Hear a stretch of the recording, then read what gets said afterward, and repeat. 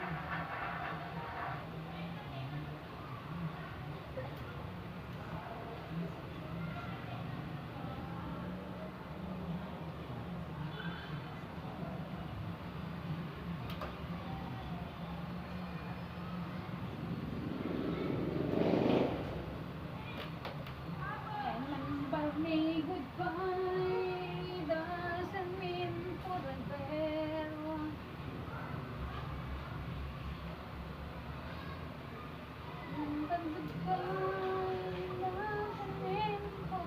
and ever again.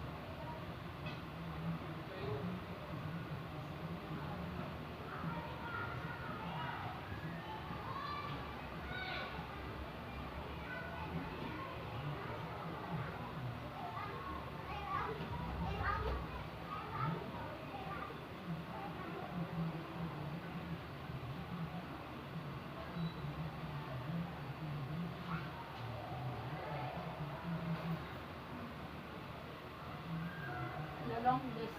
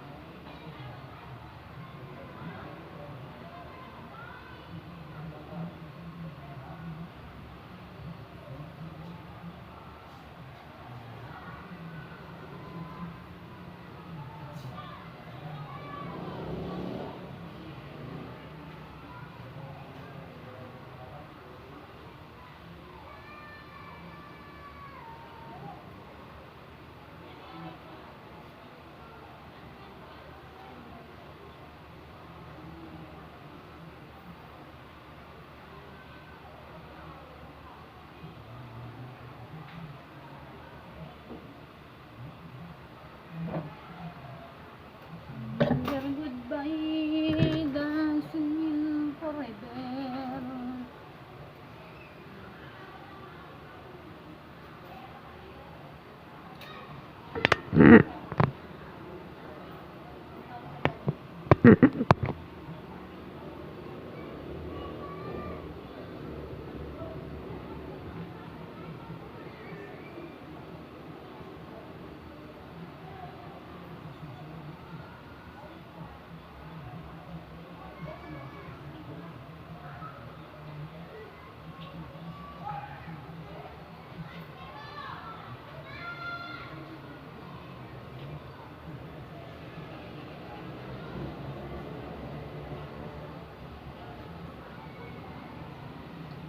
Sige. Paano lang kayo? Like lang kayo ng like este. Paano lang kayo sa account ko na to na bago? Paano lang? Kahit hindi na kayo mag-add sa akin, paano lang kayo, okay na. Kaya, depende, mag-add kayo. Sige, add nyo lang ako para mabuksan ko na yung live. Nakapag-live na ako dito sa new account ko. Ngayon, hindi pa ako makapag-live dito kasi wala pang 100 yung friends ko dito sa account ko na to. Labo? Labo.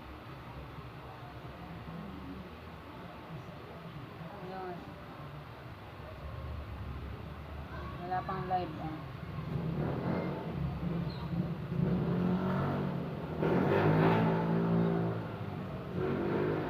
Wala pang live siya. Hindi pa ako makapag-live kasi wala pang 100. Wala pang 100 yung friends ko sa account ko na to. Sa Mabel o Tapon. So, hindi pa ako makapag-live dito. Yung isa kong account, ano na yun, bali, restricted na yun. Hindi na counted ni Meta yun kasi restricted. So, ito, new account, available na. Disabled na yung isa kong account. Gumagana na lang nun yung Messenger at tsaka posting, pero hindi na yung counted ni Meta. Wala na yung counted ni Meta, hindi na yung bibilang ni Meta. Bali yung account na yun, kikita lang ako doon pag may nagbigay ng star, pag umabot ng friends ko doon ng 1,000. Hindi pa nga umabot wala pa nga 1,000, wala pa nga 500, 230 plus lang. So hindi ako magkakaroon ng kita dito. Ewan ko lang kung restricted na naman yung Meta to, yun ang problema. So yung bago kong account, pagka na-violation na naman ako sa copyright ng mga kanta, sigurado restricted na naman ako sa bago kong account. Ako ba, ba't bina-violation ako sa mga song? Samantalang wala naman akong kagamitan na magaganda. Tapos nababiolation pa ako, restricted pa.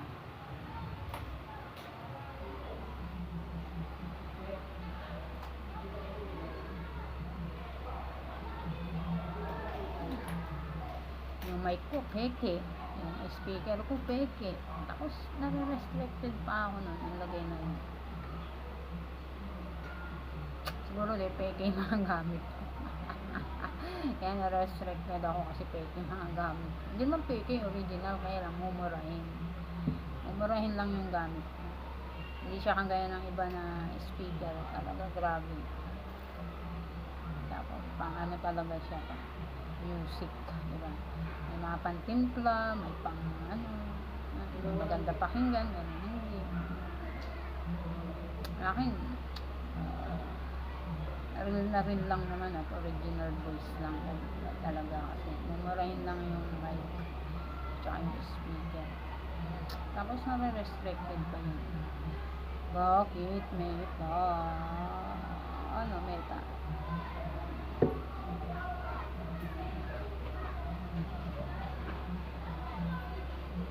Pero okay lang yung Meta, at least binigyan mo ako ng awards sa yung account ko. Baka talaga, kaya lang wala rin yun, hindi ko rin makukuha yun kasi wala akong Meta.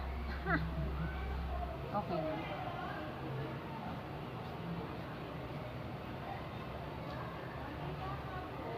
Pero alam ko naman gagawa ng paraan si Meta para kumita ako. Actually, hindi tao yung nagbibigay sa akin ng chance para kumita ako sa Facebook. Hindi mga tao ang nagkakagusto sa akin sa Facebook. Ayaw ako ng mga tao sa Facebook. So, may nagkakagusto man sa Facebook account ko, sa pagkako-content ko, pero kukunti lang, pero more than in a million sila kasi yung mga nagkakagusto sa content ko ay mga big timer na professional, mga kilalang tao. Alam ko yan, mga pasekreto lang sila, pero hindi sila nagpa-follow kasi mga ano sila matataas na tao sila, professional. So hindi nila ako ipapollow, hanggang support lang sila na for viewers lang. Doon lang sila magsusupport sa akin, viewing mga viewers lang sila, pero hindi sila mare-recognize kasi ayaw nilang mag-follow, ayaw nilang mag-add. Dahil nga, malalaking tao sila matataas ng tao kaya. So, yung mga katulad kong karaniwang tao, hindi ako sinusuportahan sa content ko. Hindi ako ina-add, hindi ako pina-follow. Hindi rin sila nagla-like, hindi rin nagko-comment. So, karamihan hindi. So, meaning, alam yan sa kanila, ayaw sa akin. Ayaw sa akin. Ang alam lang nila, mamusisa. Pero, yung mga nagbibigay sa akin ng chance para kahit paano magawa ng paraan ni Meta na kumita ako, ay mga professional na tao yun, mga nagbibigay ng chance sa akin. Patunayan, ayaw sa akin ng mga tao, pero gusto ko ni Meta at ni Facebook.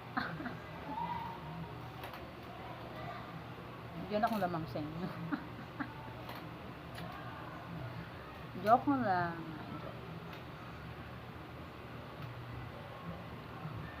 Hindi tayo magagawa kasi dito sa Facebook, makikita ka rito pag nagustuhan ka ng tao. Makikita ka rito sa viewers at sa star. So, pag nagustuhan ka ng tao, pero pag hindi ka nagustuhan, hindi ka kikita dyan. Pero kung may nagkakagusto sa'yo na mismo, yung mga staff or may-ari mismo ng Facebook, not to mention, may-ari ng mahawak ay CEO ng Meta o CEO ng Facebook, yan. Sigurado yan, sila ang gagawa ng paraan para kumita ka lang. Kasi nga, hindi ka nagugustuhan ng tao eh. Okay lang yun. At least, ang kakampi mo, yung mga talagang staff ng Facebook, Meta Company at Facebook Association. Revelation. Aminin ko talaga, wala nagkakagusto sa akin sa content ko, sa account ko. Ayaw nilang i-follow, ayaw nilang mag-add, ayaw nila. Sa ngayon, yung itong bagong mga accounts ko, itong bagong account ko, wala sa account ko na dalawang account ko before sa huli. Ibig sabihin, yung unang account ko na morning din, talagang umabot ng 6,000 ng friends ko din. Kaya lang, at saka yung account ko na, yung isa pang Maribel Canigero, pero dinilit ko na rin yun. Umabot yun ng 5,000. Kasi wala pang Meta nun. Pero ngayon may Meta na, kaya hirap na silang mag-add, diba? Hirap na silang mag-follow. Kasi nga, dito sa Facebook, lahat gusto kumita. Dito sa Facebook, lahat gusto nang kumita. Pero tandaan natin, kikita lang tayo dito sa Facebook pag nagustuhan tayo ng tao. Kaya kahit pa 1 million ang friends mo, 1 million ang followers mo, 1 million ang viewers mo, pag hindi ka nagustuhan ni Meta, hindi ka pa rin kikita ito. Si Meta pa rin nag-decide dyan kung kikita ka. Pero kahit pa paano, pag may viewers ka, marami, kikita ka na dahil sa tao yun. At saka, ang pinakakita lang talaga rito sa Facebook ay star. Yun yung star, galing sa tao yun. So, pag hindi ka naman binigyan ng star, hindi ka rin kikita kasi galing sa tao yun. Hindi rin naman manonood sa mga content mo, hindi ka rin kikita. Kahit pa 1 million pa yan. Kahit 1 million ang viewers mo, 1 million ang followers mo, 1 million ang friends mo, hindi ka pa rin kikita dyan. Bakit? Kasi kung hindi ka nga nagustuhan. So, kung hindi ka nagustuhan, hindi ka nabigyan ng star, wala kang kita, diba? Tapos, kung maka 1 million viewers ka naman, pahirapan yun. Kasi hindi naman lahat ng post mo umabot ng 1 million, diba? So, kaya ibang mga may account, talagang gumagastos sila dyan. Kahit pa paano, maraming mag-views. Kasi, ginagastosan nila yung mga content nila. May mga friendship sila na bumubuo ng mga content. At syempre, yung iba dyan, nagbabayad dyan sila kay Meta, yung blue badge. So, bumabawi sila sa mga viewers. Kung marami nga naman nanonood din. So, pag maraming manonood yan, counted na kay Meta yan. Pero ang pinakakita lang talaga ng tao dito sa Facebook ay star. Galing yan sa tao. Iba yung galing kay Meta na kukumpitin sa mga viewers mo. Kay Meta galing yun. At syempre, katulad ko, hindi kumikita kay Facebook. Si Meta ang gumagawa ng paraan para kumita ako sa Facebook. Thank you, Meta. Thank you, Facebook. Yan ang totoo dyan. Ngayon, ang magagawa, ayaw nila sa akin. Pilitin ko yung tao, ayaw sa akin. Hindi ko pilitin. Importante, nagpo-post lang ako, diba? Tapusin nga, kung hindi lang restricted yung isa kong account, baka kumikita na ako dyan. Na-restrict lang kasi yun, dahil hindi ko, kumbaga na-late ako sa pag-fill up ng form, kaya na-restrict ako, na-late. So, wala akong violation, talagang na-late lang. Na-disable.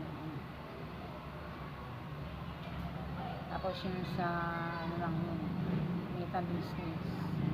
So, kasi palaging na-hack yung account na yun. Siguro may nag-hack ng account na yun. Ginamit yun sa Meta Business. Kaya nagka-problema ako sa Meta Business. Kasi hindi naman ako gumagamit ng Meta Business. Hindi ako gumagamit nun. Kasi wala naman akong business. So, hinahack kasi yung account ko. May nakialam. Nag-registered siguro sa Meta Business. Kaya na-disable yung account ko. Ito na naman yung bago kong account. Isang ko na naman. At least, si Meta na tumutulong sa akin para hindi naman masalang ang effort ko. Salamat Meta. Bibigyan mo ko ng chance para kahit pa paano kumita naman ako dito sa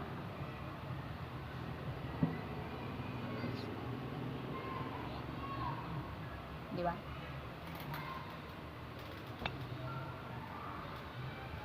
Siyempre, nag-e-effort din naman ako eh. Nagpupus ako, diba? So, effort lang din. Ngayon, sinasabi ko, pag nagustuhan ka ng tao, kikita ka sa viewers at sa star. Pero, kahit na marami kang viewers, pag hindi ka nagustuhan, hindi ka binigyan ng star, hindi ka rin kikita. Kasi hindi naman palibasa maraming viewers mo, kikita ka na, hindi na rin ngayon hindi na rin yata kumikita ngayon ng mga ganun. Kahit pa 1,000 ng viewers mo, hindi basta kumikita na. Lalo na pag kumita na yung post mo, diba, naka-trending ka na, naka 1 million ka na, yun na yun. One times lang yun. Once lang yun. Diba, one time. Minsan lang one time. Hindi na nauunit. Kailangan gumawa ka na naman ng bagong content na papatok na naman sa media. Magta-trending na naman 1 million para kumita ka. Kung hindi na lang trending, syempre alam na ng mga tao na ang Facebook may Meta na kumikita ng tao. So, salit na suportahan ka, gusto na rin nilang kumita. Kaya hindi ka na rin nila susuportahan. Kasi sila mismo gusto na rin kumita, diba? So, ang mangyayari, lahat ng FB users ay kanya-kanya na lang strategy para kumita kay Meta. So, para mabayaran ng Meta, kanya-kanya na lang strategy. Kasi halos lahat ng gumagamit ng Facebook ngayon, ang intention ay kumita. Wala nang support. Diba? Hindi na nagsusupporting ang bawat isa content creator or hindi content creator. Wala nang supportahan. Kasi alam na ng lahat na kumikita ang tao sa Facebook. Kanya, diba? Sa rin. So, wala nang supportahan yan. Kanya-kanyang strategy na yan. So, bahala na si Meta dyan kung bibigyan ka ng chance para kumita. Pero still, syempre, may mga tao pa rin na devoted sa'yo, loyal, na followers mo, diba? Viewers mo, na bibigyan ka pa rin ng star. So, kikita ka pa rin sa kanila. Pero hindi ka rin na siguro nung una na talagang big timer ka sa kita ng ganun. Pero alam na rin nila na hindi na rin naman basta-basta na bigay ng star. Kaya hindi ka na rin basta-basta kikita dyan. Diba? Ganun lang kasi ito. Ibig sabihin, tao nagbibigay sa iyo ng kita. So, kikita ka dahil sa tao, star. Kahit nga sa views ngayon, hindi na rin sila madalas manood ng mga video mo, diba? So, ang manonood na lang sa'yo, yung mga devoted followers mo talaga. Ayun, ilan-ilan na lang yun. Kung natin 1 million ng friends mo, followers mo, ilan lang ang manonood, hindi ka na rin kikita. Kasi pag hindi pa diba sa 1 million ng friends mo, followers mo, viewers mo, eh hindi nga manonood sila lahat. So, hindi ka rin kikita sa viewers. Diba? Kasi yung iba doon, gusto lang mag-follow para dumami din yung mga followers nila, kumalat yung account nila, para dumami din sila, diba? So, wala nang kikita talaga, diba? Pag hindi ka gustong kumita ng tao, hindi ka kikita. Iba yung kita, nabibigyan ka ng chance ni Meta. Si Meta magbibigay mo. Pero si Meta lang nakakalam mo kung bibigyan ka ng chance. Siya mismo magpapadala sa inyo ng message. Kaya ako sa inyo, effort na lang dahil lahat ng mga FB users ngayon ay gusto ng kumita. Diba? Hindi na halos manunod ng video mo. So, hindi na yan naabot ng million-million. Pero importante, hindi naman yun ang intention mo, kundi maglibang lang naman sa Facebook. Kasama na lang yun kung talagang kikita ka, bibigyan ka ng tao. Importante, naglilibang ka sa Facebook. Same pa rin yung mga panahon na wala pang Meta. I-enjoy mo lang yung pag-Facebook mo dahil gusto mo mag-Facebook. Dahil gusto mo mag-post na mag-post. Enjoy mo lang yan. May manood sa walang manood, okay lang yan, mag-post ka lang. Kasi ang nag-i-enjoy dyan kakanood, ang mga staff ni Meta at ni Facebook. Basta, sumunod lang kayo sa mga patakaran. Huwag mong gagawin yung mga mali, yung wala sa patakaran.